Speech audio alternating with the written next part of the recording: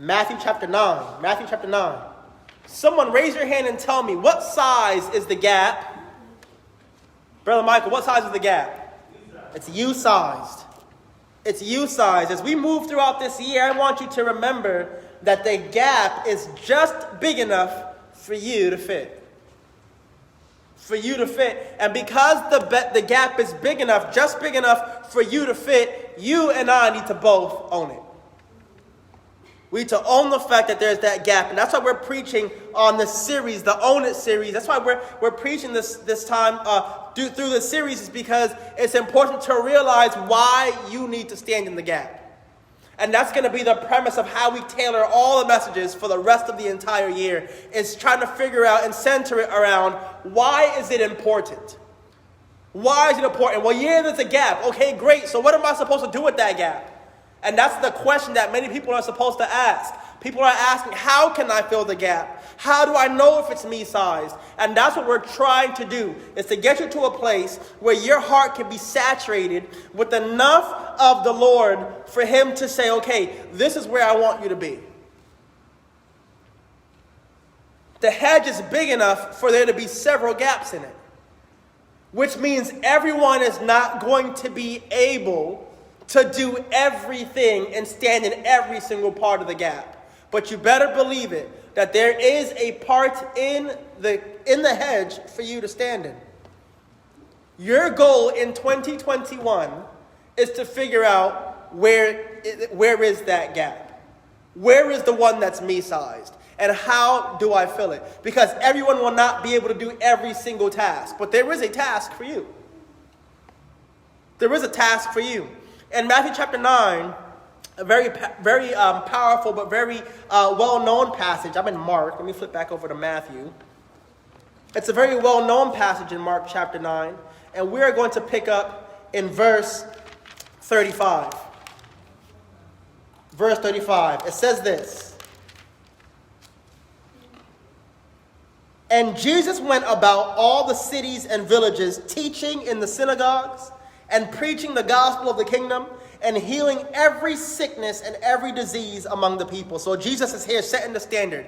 He's traveling to different places. He's teaching in various places. He's preaching the gospel. He's seeing people healed. Verse 36. But when he saw the multitudes, he was moved with compassion on them, because they fainted and were scattered abroad as sheep having no shepherd. In verse 36, we see that Jesus was moved by the people. He saw the people in their condition. He saw that they were weary. He saw that they were lost with no direction. Verse 37. Then saith he unto the disciples, the harvest truly is plenteous, but the laborers are few. That's going to be our theme verse, our text verse for today. In verse 38, pray ye therefore the Lord of the harvest that he will send forth laborers in his harvest. The command for us to pray for the laborers. Church, if I can be transparent, that has been my prayer. Verse 38. That has been me. I've been praying. If you look in my devotional journal, I do my devotions I read my Bible, and I'll write in the devotional book one verse that sticks out to me, and then what I'll do is I'll explain why that verse sticks out to me, and then I'll pray. And if you'll see in my prayer section of my journal, one of the first things on my list is servants. That we would get more servants. That he would raise up more servants. And this verse embodies that. Pray ye therefore the Lord of the harvest that he will send forth laborers into his harvest. As we continue our Own It series, we'll see why it's important for God's people to get in the work. Why it's important for God's people to get in the work. There is a need for workers, number one. Why? Because the work is multifaceted. The work is multifaceted. Look at verse 35. And Jesus went about in the cities and villages, teaching in their synagogues and preaching the gospel of the kingdom and healing every sickness and every disease among the people. The work is multifaceted. There are needs in every area. There are needs in every area. And he went about all the cities and villages. There are needs in various areas. Hey, there are needs in your home. There are needs in your home, in your own personal life, and in the lives of those that are in your home. Your home itself might have needs. It might need to be fixed up. It might need to be rearranged. It might need some people to move out. You might need some people to move in. You need some different stuff that are going on. But there are needs in the home. Hey, there are needs in the church. There are needs in the church. Not just from a building perspective, but we sat here this morning in Sunday school, and most of the people who sat in this room had some kind of prayer request. Guess why? Because there are needs in the church. But not just from a fellowship standpoint, this building has needs. We have a roof that leaks. We have bathrooms that need to be cleaned. We have floors that need to be vacuumed. We have front porches that need to be vacuumed off or blown off from all the leaves. We have different stuff that are going around. Sometimes being on Pine Hills Road, there's people throw their trash outside and they put it right on our property. The church has needs. The church has needs. But not only does the church have needs, your community has needs. What is pure religion before God? Is to take care of the widow and the orphan and to live unspotted from the world. Very important verse. Hey, there are people out there who are hungry who need a church that's going to take care of them. There are people out there who have no clothes, so they need a church to take care of them. Or have no warmth, so they need a church to take care of them. A city who is lost and people who are out in the street and doing the wrong thing. The community needs those workers. Your state needs those workers. Your country needs those workers. Your world needs more workers. See, we get in our mind that, hey, somebody else will do it. Somebody else has it going on, and we were talking about it last time. But there is a need, and if you see the need, why not do what you can to fill it? In football, there's an underlying rule that if you can touch that, if that ball gets thrown to you, and you can touch it, the rule of thumb is if you can touch it, you can catch it. If you can touch it, you can catch it. How does that apply here? You as an individual, if there's a need and you can touch that need, you can see that need is right there, then why not step up and fill it? Why not step up and fill it? Why not grab some tracts and go out and share those with someone else? If you can see, hey, you know what, there are leaves that need to be blown off in the front, why don't you just go out there and blow the leaves off in the front? You may notice that, hey, the women's bathroom is out of toilet paper. Why don't you just go in there and go in the back of the side room and go get the toilet paper out? If you notice, you know what I'm saying? It's one of those things like if you notice it, just do it. And that's just an example because we're here, sitting right here in the church. But it doesn't have to, I tell you all the time, it doesn't have to just be right here in the church. The ministry is bigger than the four walls and than we're in. If there is someone out there and that you see that there's a need and you have the ability to fill it. Now, if you do not have the ability to fill it, then that's a different story. But if you see the need and was like, man, I could do something about that. I can do something about that. We've had that fountain out there in the lobby for longer than I've been here. And I remember Miss Shirley came to me and Miss Shirley said, I don't mean to embarrass you, Miss Shirley, but Miss Shirley came to me and she said, Pastor, I'd like to do something with that fountain. And I said, okay. She said, I have a lot of these really beautiful flowers that I would love to put in that fountain. You guys know how that fountain is. It works, you know what I'm saying? But water gets all over the place and kids want to play in there and get stones out and all kinds of stuff. Can be kind of dangerous. And I remember when I walked in that following week and I saw that Miss Shirley had filled that fountain with all kinds of beautiful fall flowers. I was like, wow, what a great use. She saw a need and she filled it. Didn't even realize it was a need. I know that it was sitting there, but it was like, hey, you know what I'm saying? When you can be innovative in that way. Again, it's not just within the church. It's wherever that you need to be. It might not be in here, it might be outside, but if you see that need, if you can touch it, you can catch it. You can catch it. Will you fill the need? Will you fill the need? I love it. I walked in this morning, and one of the first things Brother Vince did, he came in, he told me what the temperature was in the room. And one of the things I know Brother Vince would always do, he'd get in here, him and Brother Howard, Miss Lee, they'd get up here early, and they'll get the lights turned on, they'll get the doors unlocked, they'll make sure that the place has some life in it by the time we get here. They saw a need. Are you realizing that the need doesn't have to just be this huge, giant thing that you have to, you know what I'm saying? He's not asking you to fill in the entire block that needs a hedge. If there's a gap, fill it. If there's a gap, fill it. The work is multifaceted. There are various needs, but there are churches and places of worship that need the proper word. So Jesus went about in all the cities and villages teaching in their synagogues. Some of those are like faith, and some of those are not. Some of those places are places that teach in error, and some of those are places that teach in truth. The Bible is full of truths that need to be taught, and it's going to take seasoned workers to teach those truths. Are you going to places where the truth needs to be brought and teaching it? I've taught in different places. I've taught in Christian schools to littles. Those are some of the funnest groups. I use funnest because that's a nice kid word. Some of the funnest groups to teach. I remember I taught to an elementary school, and we were teaching on, I was teaching on David and Goliath. And I love it. I'll say, guys, how big do you think Goliath was? And you can see all the kids, this big, stand up on their chair. Timmy, get down. But you know how it is. This big. And then you can tell them, you're sitting there, and it's great because you can teach the kids in story format, right? You can teach them in story format. And so I'll say, guys, how do you think that David threw that rock out of that sling? And you saw the little boys, they can get really riled up really easily. But they learned some truths through that story. I've taught in teen camps and teen revivals. I remember one of the first revivals I ever got to speak was I was here my first year, and I got asked to come to Arkansas. My first time ever going to Arkansas, Jacksonville, Arkansas.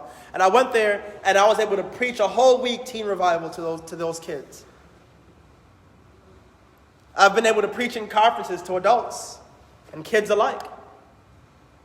The very first conference I ever preached at was in 2012 at the Soldiers of the Cross revival. It was the first time I got to preach at a conference.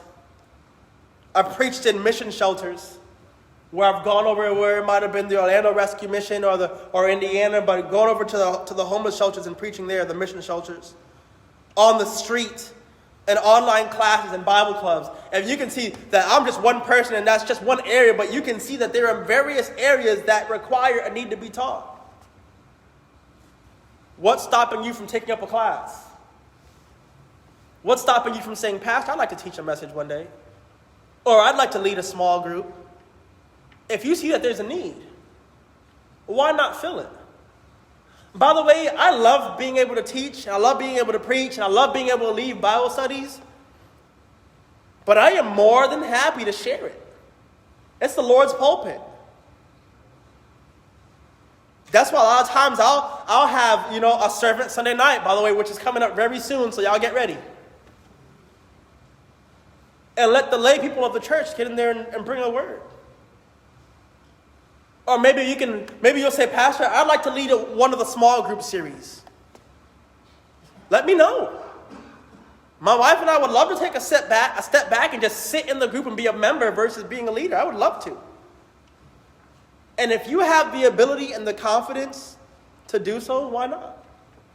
If there's a need, fill it.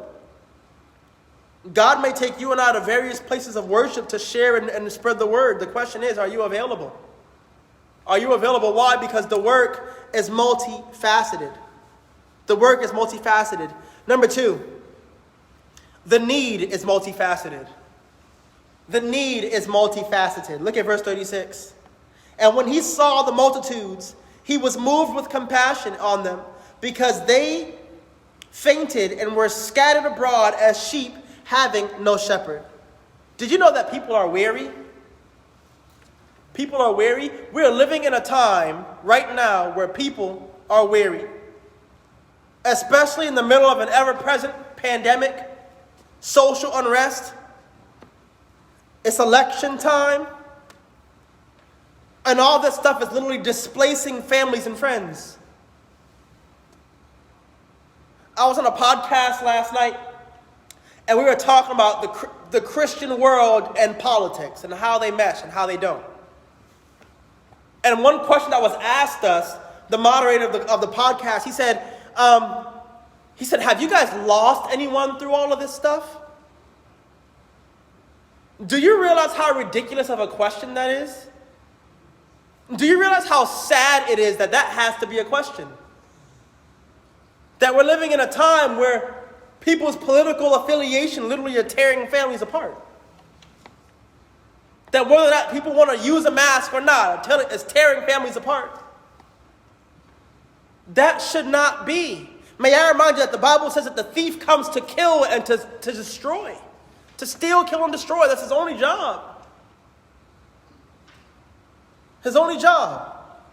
In the last year, people are lacking guidance and they're lacking purpose and they're lacking direction for all of those very same reasons. Because in the last year, COVID brought many families to the cemetery. In just the 2 weeks that we've been into the new year, there have people who COVID have claimed lives. COVID has taken people's jobs away. COVID has made it so that people have lost their homes or cannot provide for their families to eat. And that's why compassion is important. It is so easy for a sheep to lose its way. You realize that, right? We're talking about the sheep, and may I remind you that sheep, if they get lost, they very rarely can find their way back. They don't have any claws or any teeth to fight off predators. They have to be able to drink from the streams with someone paying attention to them because they could fall in and drown. People are lost. People are lacking guidance. People are lacking purpose and direction for all of those reasons. Compassion is important. People are going through it. People have needs. People are tired. People are lost. And guess what? You and I have the answer. You and I have the answer.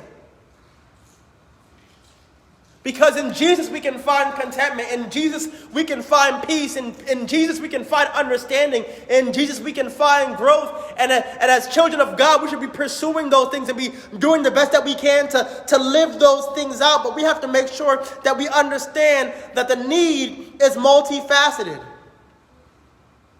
Jesus looked on all of those people and his first inclination was compassion. Was compassion.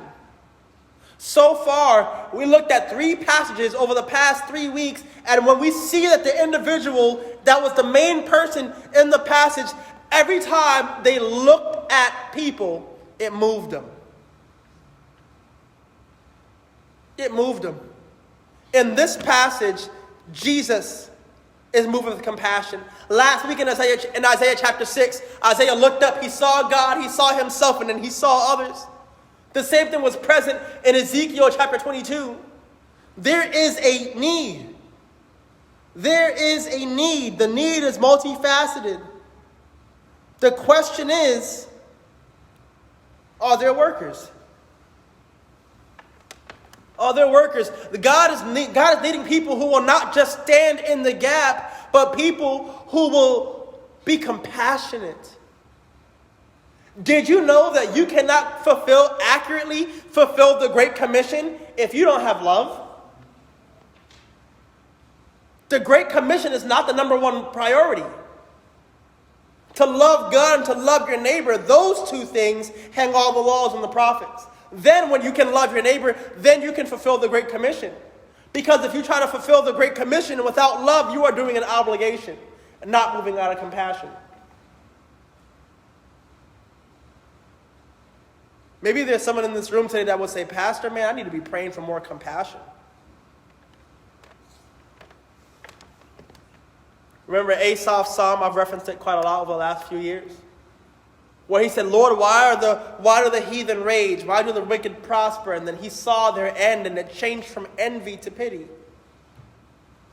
When I look out into a world that is chaotic, it does not move me to wrath. When I look out and see how the church has been handling social issues, when I look out and see how the church has been handling political issues, when I look out and see how the church has been handling pandemic issues, It does not move me to anger. It breaks my heart. It breaks my heart. Just as Brother Howard read this morning about how those who don't keep your law, it brings tears to their eyes. Brokenness. Are you broken? That should be the case. That should be the place where we are at. Why? Because there is a need. There is a need of workers. And as we seek to own it, we have to realize that the work is multifaceted. The work is multifaceted. That the need is multifaceted. Number 3. Why is there a need for workers? Because the work is too much for a few.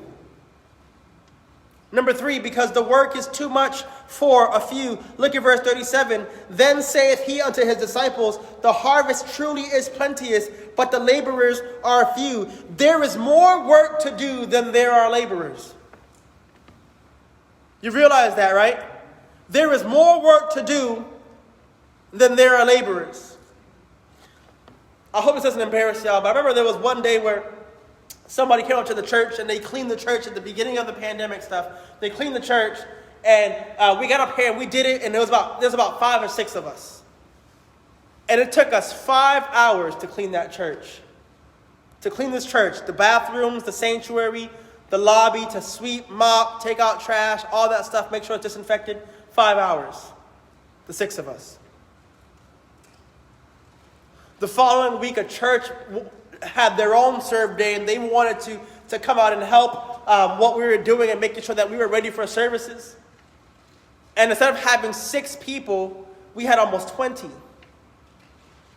And the work that we did in 5 hours was finished in 45 minutes.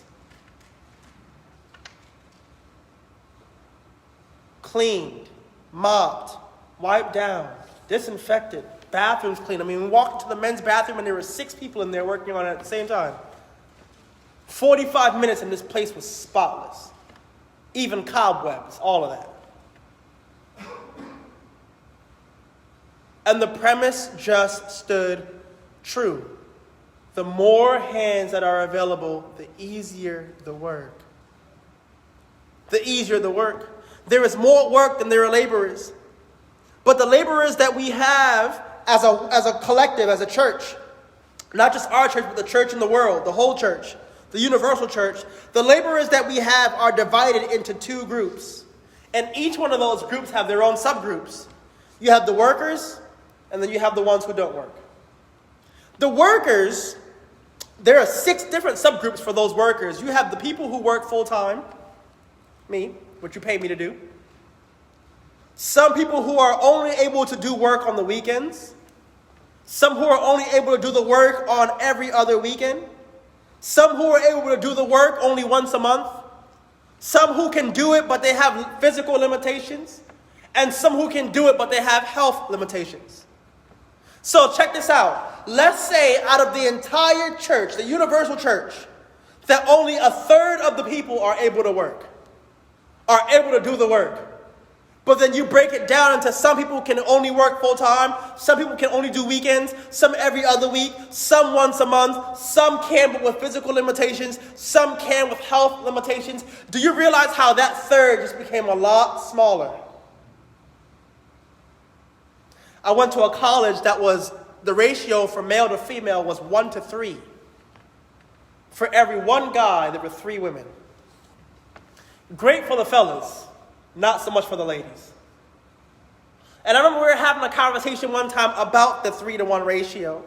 And one of my friends said, there's only a third of that, of the women will be able to meet somebody here that'll work out. But just because they are available do not mean that they are suitable. Amen. Some are too tall, some are too short. Some don't have the same goals and desires as you do. Some aren't godly. Some are. There's the pot, it's there. Doesn't mean that everything that's in the pot is available. Do you see why there is a need for workers? Because even the people who are available are not always available. Church, there is always going to be a gap. There's always going to be a gap. But then you have group 2, the people who don't work, right? So you have the people that they don't work because they don't have any time to devote to the work. Some have done the work for a long time, but they have retired and they have passed the mantle to the next generation. Some don't see a need for the work, but some have limitations that stop them from being able to do the work at all. So you have the collective pot, the universal church, but only half of those people can work. And within that other half that's left, not everybody is available. We have to pan out and look at it from a perspective that says, man, what can I do? What can I do to help to close the margin? What can I do to help to zero it in and to make it not be so laborious for the few who are available? Because there is already too much work to do for the laborers that are there. And then imagine the few laborers that are there. The few laborers that are there are not able to always be active and do the work. Which means those of us who are able-bodied and willing are more important to the mission than you think.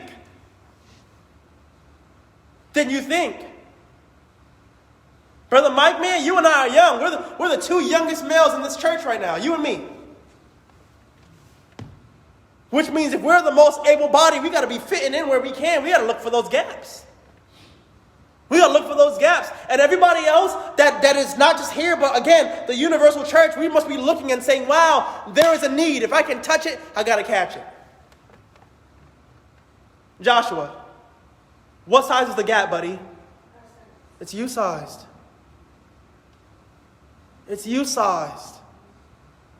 So you have one of 2 options. You can look and say, man, there's a gap there. And you know what? I could fit in it. But it's just like that person that finds a penny on the ground. And you have 2 different kinds of people. You'll have one person that walks by and they'll say, oh, that's a penny. All right. And they'll move on. But some people will do what? They'll bend down and they'll pick that penny up and they'll stick it in their pocket. I'm 1 cent closer to $1. Will you be the individual that doesn't just see the gap and walk away? But if you will come to that gap, because remember, there are different gaps all along the hedge. So you may get to this gap and say, well, you know what? That's a little bit tight of a fit. I can't quite get into this one. And then you may come to this one and you'll say, man, it's a gap, but it's a pretty big gap. I mean, I can fit my whole bed in here. I mean, it's a pretty big gap. This one might be a little bit too big for me. But you may go on to the next one. You may say, oh, this is a good fit. I can fit right in this thing. Service does not have any expectations. If you can meet it, no matter how small it is, that is a victory. No matter how small it is. No matter how small it is. Not everyone is called to be the Apostle Paul. Lord knows I wasn't.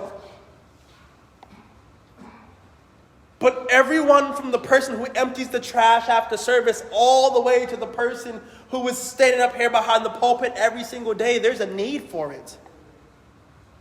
Will you look across the spectrum and say, what can I do? What can I do? You drove past that person on the street who was homeless and you said, you know what? It's 40 degrees out here today, but I have an extra coat in my back. I'm going to reverse my car and give him that coat. You served just now. You served just now. You were pulling out of the church parking lot and you saw a can of soda that someone drank from and threw it on the floor. And so you put your car in park and you got out and you picked that can up and you walked to the trash can and you got back in your car and left. You're being a good steward of what God has given you. You served. It does not have to always be this colossal thing to stand in the gap. The need is you size, and if you can fit it, if you can touch it, why not catch it? Why not catch it? There is too much work for a few. And those who are able to do something, I always love to remind you of Miss Ruby. Miss Ruby was a prime example of making sure her gap was filled. Now, I never got to see Miss Ruby the days when she played piano. That was before my time. But even as the secretary and I were sitting down yesterday, and Brother Paul, we were sitting down yesterday, and we were going over the tithe contribution forms and getting those ready. I was picking those up to deliver to you guys today. And we was going through the list, and I was looking at the envelopes, and she was reading off the names to me, and she read Ruby Giesel. Even up to the beginning of January, there was a contribution. And talking about when she was here and how she would make sure that everyone got a birthday card, everyone got a thank you card, or everyone that she was keeping the tithe records for us. And no matter what it was, she was just, till the day that she died, man, she was trying to fill her gap. You know, when Paul said, "Follow me, even as I am a follower of Christ," Ruby was an embodiment of that. I hope that would be my legacy, that I would have that kind of example that says, to my dying day, I'm going to keep, and check that out. And you can look at her life, because she used to even teach back here at Baptist Temple Way back in the day. So as she aged, her gap got smaller. We looked at that list, and there were some people she was able to go full time, and then there was weekends, and then every other weekend, once a month, physical limitation, health limitations. She checked every single one of those boxes off. But until her last day, no matter how small the gap got, she tried to find a way to fit. Could you imagine what a church could do if everyone had that mentality? Let me just fit in where I can. Some might be too small. Don't force yourself. You're going to ruin the bushes. You can't fit in there. But some might be too big where you can just walk right through. Some is just a perfect fit for you to stand in the gap. Number one, the work is multifaceted. Number two, the need is multifaceted. Number three, the work is too much for a few. And number four, and lastly, look at verse 38. Pray ye therefore the Lord of the harvest, that he will send forth laborers into his harvest. Number four, God's people need to get into the work because others are praying for you too. Others are praying for you too. Why is there a need for workers? Because there are people praying for you.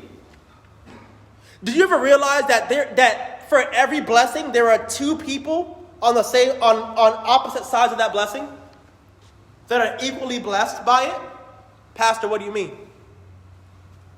I heard a story one time about a man who was in a foreign country, and he said, "Man, I'm looking for, there's a higher power up there, but I want to know more about who that is. I want to know more about who that is or what that is. I don't know, but I have this intelligent design. There is someone up there, and I need to know more about it." But there's a man in America who said, "Man, I want to go over to overseas and be able to help someone who does not know that there's a God up there. God, would you send me to who needs it?" And the story goes about how the man went over. He went over to a foreign country, and he shared in the gospel. And a man came to him and said, "You know what? I have been praying for God to send me someone who can show me who's up there. And I believe that person was you." There was a need. There was a person on the side of the need who was a recipient, and there's someone on the other side who was going to be the giver of the need. Both people are blessed. Would you believe that there are people who are praying for a servant of some kind of caliber? What if the person they're praying for is you? What if the person they are praying for is you?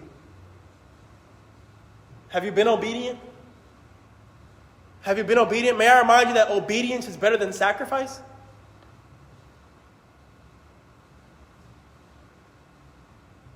As children of God, we have a purpose.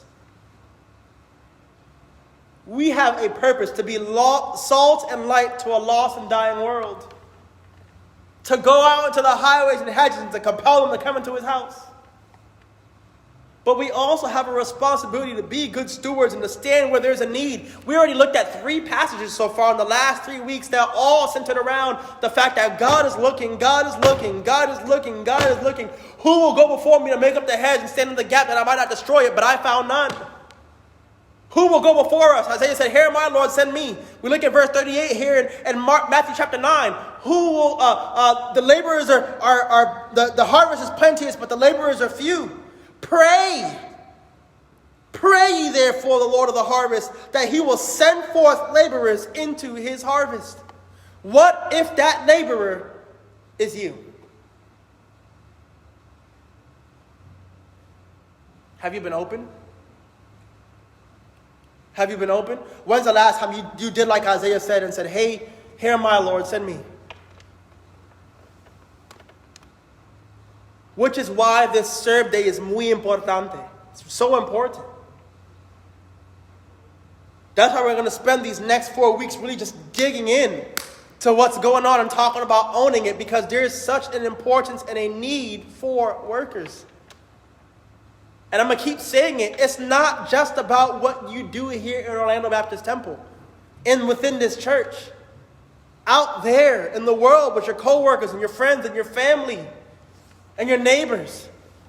It's bigger than this building. It's bigger than this building. May I remind you that the scriptures say to be a hearer of the word and a doer of the word. Paul said, "Those things which you have both heard and seen in me, do." Church, do not sit here every single service and hear these words and do nothing with them. The most pointless vegetable is corn. Corn is the most pointless vegetable. It goes in kernels, it comes out kernels. No nutrition. I don't want you to be a kernel. I don't want you to be a corn on the cob. Delicious to eat, but no nutritional value.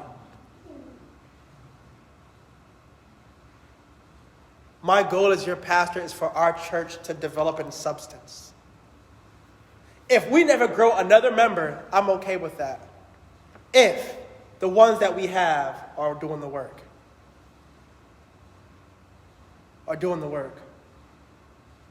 I want you to be substance. You guys know that baby Rowan is on her way here. About 10 and a half weeks to go or so. So I've been getting in the gym. I've been working out. Hit a new PR this week. Put on some size. I'm about 170 pounds now, so I'm up in weight.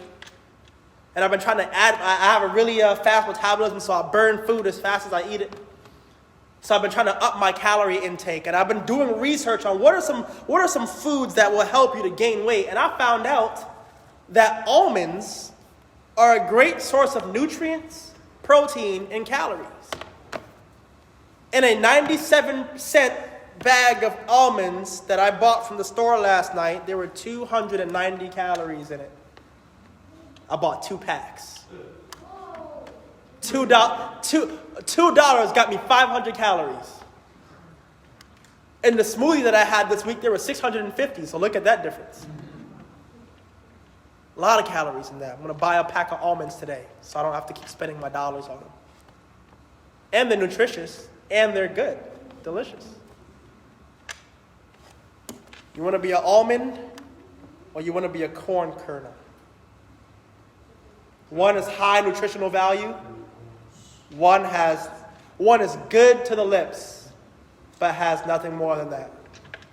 My goal is that our church, if no other church, that our church would not only try to stand in the gap, but that we would own it. Why? Because there is a need for workers. You should be trying to figure out, okay, there's a need, but which size is the one fit for me?